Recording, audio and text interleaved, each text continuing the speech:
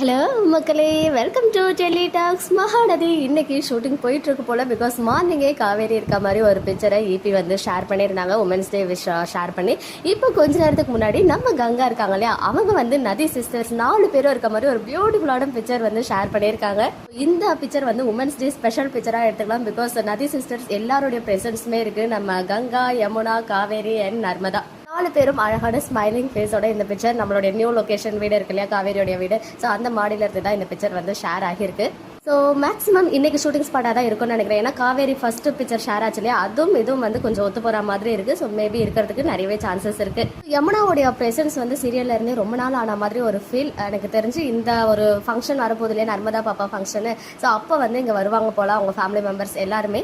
எப்படியும் அவங்க மாமியார் வரமாட்டாங்க, பட் நிவின் யமுனா வருவாங்கன்னு தோணுது. அதோடைய கண்டினியூட்டி ஷூட் போதா என்னன்னு தெரியல. பட் எனிவேஸ் 4 சிஸ்டரும் பார்க்கறதுக்கு கியூட்டா இருக்காங்க. அந்த பிக்சர் மட்டும் தான் இன்னைக்கு வந்து ஷேர் ஆகியிருக்கு. அண்ட் 36 வயது நிலையில வரும்ல வாடி ராசாத்தி சாங், அந்த சாங் தான் வந்து பேக்ரவுண்ட்ல வச்சிருக்காங்க. ஒன்ஸ் அகைன் எல்லாருக்கும் ஹாப்பி உமன்ஸ் டே.